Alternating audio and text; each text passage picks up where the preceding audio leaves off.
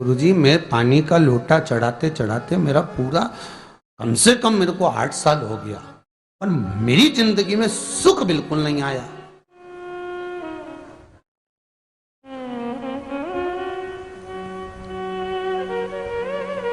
हमने कहा तूने कैसे चढ़ाया, वो भी तो सुने। तो क्या कैसे, क्या स्नान करा और मंदिर जाके लोटा चढ़ाया पानी का। अच्छा, अब मैंने कहा तू चुप रहे। उसके पति, यहीं की इसी ऑफिस की बात है, भवानी मंडी से, उसके पति से पूछा, हाँ जी वर्मा जी सही बताओ, पत्नी लोटा कैसे चढ़ाई। गुरुजी, ना जाने कहाँ के महाराज के चक्कर में पड़ी, लोटा भर के पानी चढ़ाने जाए, नहाने के बाद बच्चा इतना सा रो रहा, चिल्ला रहा, पर उसको टच तक नहीं करे, किसी चीज के नहीं छुए, और बिल्कुल कोरी की कोरी साड़ी पहने, धुली हुई, पहले ही बाथरूम में टांग के धर दे, उसको कोई छू नहीं सकता, टाविल टच नहीं कर सकता, और ऐसी जाके शंकर जी के फिर लोटा चढ़ाए। मंदिर में अगर किसी ने छू लिया तो वापिस आ जाए, नहाए धोए फिर जाए। मैंने कहा बस अब तो तू ऐसी जिंदगी भर चढ़ाती रहे तो भोलेनाथ आएगा ही नहीं।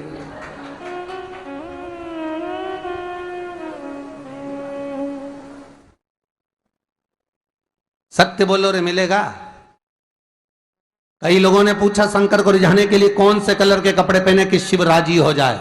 शंकर को पाने के लिए कपड़ा बदलने की जरूरत नहीं होती, शंकर को पाने के लिए कलेजा बदलने की जरूरत होती है, शंकर मिल जाता है। कपड़े से शिव कभी नहीं मिला साहब। आप कौन से कलर के कपड़े पहन रहे हो, ये शिव प्राप्त नहीं करोगे हो। सफेद पहन लिए, लाल पहन लिए, केसर के पहन लिया, उससे शंकर नहीं मिल रहा हो। बहुत सारी रुद्राक्ष की माला धारण कर ली, हाथ में भी खूब सारा रुद्राक्ष पहन लिया, यहां पर भी पहन लिया, कान में भी रुद्राक्ष धारण कर लिया, जटा पे भी रुद्राक्ष लगा लिया, उससे शिव नहीं मिलने वाला हो।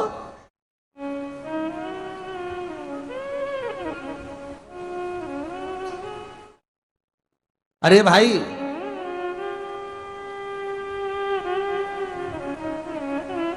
किसके पास में जा रहे हो आप जल चढ़ाने के लिए? जम के बोलिए जरा। शंकर जी के पास। शंकर जी कौन है? तुम्हारे कौन से मतलब नहीं है। भगवान को तो केवल इतना मतलब है कि आप मन कैसा लेकर आए हो। ये तन साफ करने से, स्नान करने से, खूब रगड़ रगड़ के नहाने से, लक्स पेयर से, खूब घिस घिस के नालों ने, क्रीम ने, पाउडर, डेंटिंग पेंटिंग करके फिर भगवान के पास जाओ और बढ़िया 2-4 घंटे तक फैशन करके भगवान को रिझाओ, भगवान रिझेगा? अरे गर्ग संहिता में लिखा है कि शंकर को एक बार प्रणाम करने का फल क्या है कि 10 अश्वमेध यज्ञ के स्नान का जो फल होता है वो मात्र शंकर को प्रणाम करने से मिल जाता है। कितना? 10 अश्वमेध यज्ञ के स्नान का जो फल है शंकर को मात्र प्रणाम करने से मिल जाता है। पर गर्ग संहिता कहती है कि 10 अश्वमेध यज्ञ के स्नान के बाद भी मनुष्य का जन्म वापिस मिल सकता है। मतलब वापिस तुम्हारा जन्म हो सकता है, किसी भी रूप में हो, जन्म हो सकता है। पर शिव पुराण कहती है, गर्ग संहिता कहती है, स्कंद पुराण कहती है, नर्मदा पुराण कहती है कि महाराज इतना जरूर है कि शिव को प्रणाम करने का फल उतना है कि 10 अश्वमेध यज्ञ के स्नान का फल मिल जाता है। पर गर्ग संहिता कहती है कि शंकर के चरणों में अगर प्रणाम कर लिया तो ये पक्का है कि अश्वमेध यज्ञ का फल भले कट जाए पर शंकर के प्रणाम का फल नहीं कटता, उसका वापिस जन्म नहीं होता और वो शिव का हो जाता, वो शंकर का हो गया, फिर उसका जन्म नहीं है महाराज।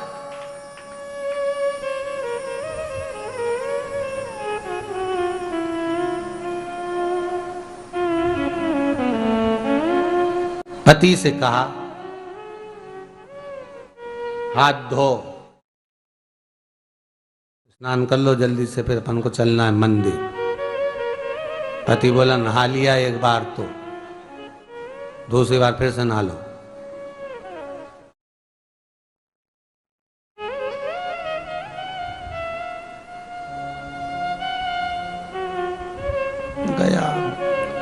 नी के ना माने तो कई घर में चंद्र घंटा से माथा भिड़ा,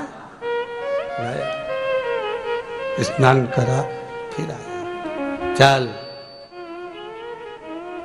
पलंग पे काय को बैठ गए?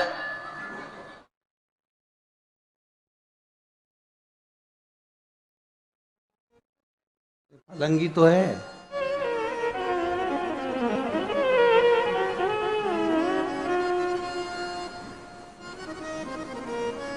फिर से नहा के आओ।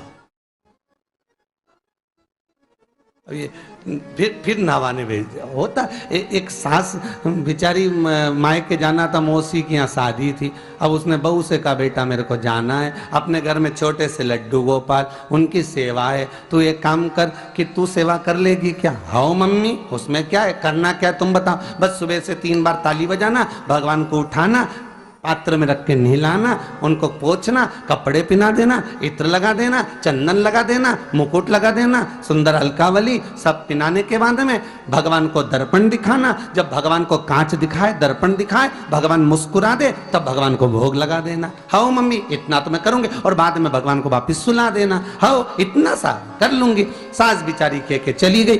अब बहू सुबह से उठ के 3 बार ताली बजाई, भगवान को उठाया, बिठाया, नहवाया, तैयार कर दिया। तैयार करके जो दर्पण दिखाया तो भगवान तो मुस्कुराया ही नहीं। अब इसको कौन समझाए कि पीतल की मूर्ति कोई हंसे है? पर उसने तो विचार करा कि सास के गई भगवान जब मुस्कुरा दे तो उनको भोग लगा देना। अब भगवान तो कोई मुस्कुराए नहीं, ये दर्पण दिखाया। इसको लगा कि मेरी सेवा में कोई कमी रह गई। इसने भगवान का कपड़ा वपड़ा वापिस उतारा, इनको वापिस रजाई में सुला दिया।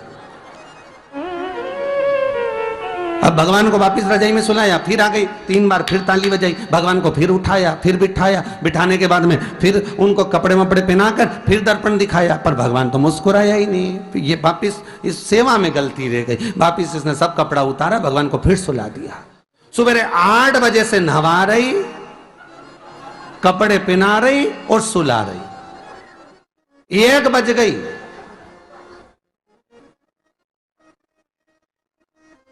कुछ गलती रह गई होगी अपने सास के गई। अब की बार फिर भगवान को नहवाया। भगवान भी मन में सोचे नहवाई नहवा रही, खवा तो कछु ना रही। 28 बार नहवा दिया। इसके बाप का क्या जाए, 29 बार भी नहवा देगी। सर्दी होगी तो हमको होगी, इसका क्या जाए। नहवा ही रही है और खवाती कुछ नहीं, फिर सुला देती है, फिर ताली बजा। अब क्या फिर आ गई और 29वीं बार फिर बैठ गई और फिर भगवान को नहवाया, कपड़े पहनाया और पहनाने के बाद भगवान का श्रृंगार करके जैसे ही दर्पण उठाया, उठा के जो भगवान को दिखाने लगी, भगवान ने मन में सोचा अब की बार तो हंसी दूंगा, चाहे कुछ भी हो जाए। और भगवान दोनों दांत दिखा दिए। जैसे ही भगवान ने दांत दिखाया, इसने दर्पण रखा और जल्दी से भोग लाई, भगवान के जिमाया। भगवान के जिमाया, जिमने के बाद भगवान को फिर वापस सुला दिया। अब ये सुबह से जैसे ही आए तो भगवान पहले ही मुस्कुरा के, क्योंकि भगवान को मालूम है नहवाएगी 25 बार का मतलब उससे चंद हंसी दो, हंसने में क्या जाता। तो भगवान पहले से मुस्कुरा के बैठ जाए। अब एक दिन सास आ गई। सास ने कहा बहू अब सेवा मैं कर लूंगी। हाँ मम्मी कर लो। मम्मी सेवा करने बैठी। मम्मी ने भी स्नान कराया, श्रृंगार करा, कपड़े पहनाए, मुकुट लगाया। सब लगाने के बाद जैसे ही सास कांच दिखाने के लिए दर्पण को उठाई, इतने में से मूर्ति में से आवाज आई, दर्पण तो तेरी बहू दिखाएगी, उसको बुला दे, बहुत जोरदार दिखाती, वो दिखा सकती, तू वापिस धर दे दर्पण, तेरे बस का नहीं। भगवान को भी लगा कि भैया सामने, अब इसमें कोई दिखावा था क्या? प्रेम, वात्सल्य था। भगवान भक्ति के बल पर रिश्ता है। फिर बैठ गए पलंग पे, नाव वापिस, नाते नाते चले, मंदिर पहुंच गए और राम बेलपत्तर तो घर धरी आई। जैसे ही बोली बेलपत्तर घर धरी आई, पति इसको घूर के देखा, 2 बार नवाया है और बेलपत्तर रखा ही घर। ये पति से कहती कि तुम लेने जाओ, उससे पति पहले ही बोल दिया था कि मेरा तो आज घुटना बहुत दुख रहा, बहुत घुटना दुख रहा।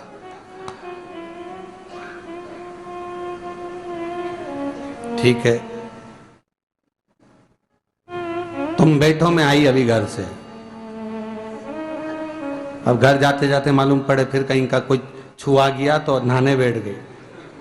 फिर आई, इसकी जो पूजन की थाली रखी थी, कोई भगत आया बेचारा, उसने सोचा मंदिर की थाली है, सब चढ़ा चुड़ू के चले गया सब। पति से बोली तुमने अकेले ही पूजन कर ली, मैं तो करा ही नहीं। ये नंदी जहां बैठा उसके पास में बैठा, मैंने हाथ नहीं लगाया। तो ये सामान कौन चढ़ाया? इनकी आई थी, सब चढ़ाया। तो क्या शर्म नहीं आई? बेलपत्तर तो था ही नहीं। तो क्या सियोर वाला महाराज की कथा सुनी थी, शंकर जी पे से उठा लिया, धो के चढ़ा के वो गई, वो चली गई। शिव ये नहीं कह रहा कि तुम वस्तुएं बटोर कर लाओ। शंकर कहता तुम्हारे पास में मिल जाए तो समर्पित कर दो, नहीं मिले धोया, वापिस शिव को चढ़ा दिया, वापिस शंकर को समर्पित कर दिया। शिव स्वीकार करेंगे। 1 महीने तक भी एक बेलपत्र को धोकर शंकर को रोज चढ़ाते रहो तो भी शंकर स्वीकार करेंगे। उसमें भगवान ये नहीं सोचेंगे कि निर्माल्य है, स्वीकार करेंगे।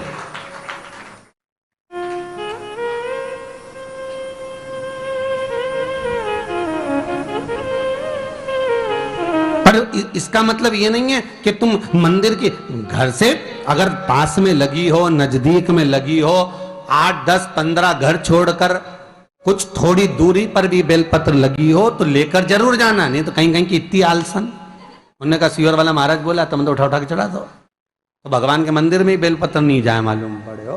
तो ऐसा नहीं है कि नहीं जाए वाला, जाओ, पास में लगी हो तो लेकर जरूर जाओ। भगवान को समर्पित करने के लिए थोड़ा ना थोड़ा भाव भगवान के द्वार पर जरूर लेकर जाओ।